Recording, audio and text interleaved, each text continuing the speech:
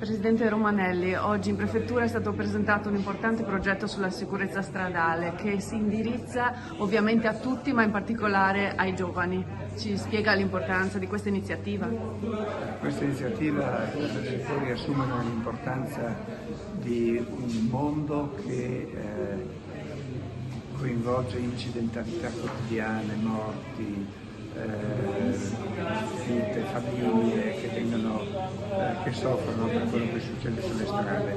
E in questo senso la nostra iniziativa, fatta insieme al Minese, proprio perché è lo strumento per la diffusione di messaggi, come tutti i messaggi, lo sport è coinvolgente, ma i primi a fare queste cose insieme a noi devono essere i giovani, e qui abbiamo un rappresentante della consulta della scuola del Comune Parola. Abbiamo un testimone che ha portato una testimonianza molto toccante, perché ha raccontato la sua esperienza familiare. Ha perso il papà in un incidente stradale.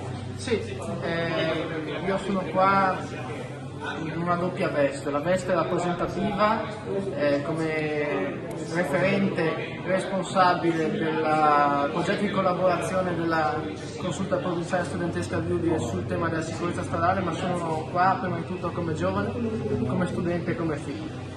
Sì, perché questo, l'ho detto prima, è un tema che mi tocca molto. Ho perso mio padre in un incidente stradale,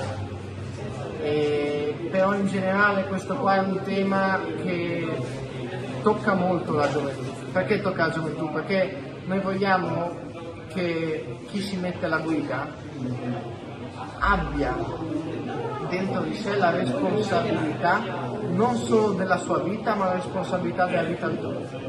Noi vogliamo porre, io personalmente voglio porre il tema sull'umanità, non su tratti stradali, non su regole, sull'umanità. Stiamo parlando di persone. Questo è un tema molto importante a noi giovani, perché? Perché abbiamo tutta la vita davanti.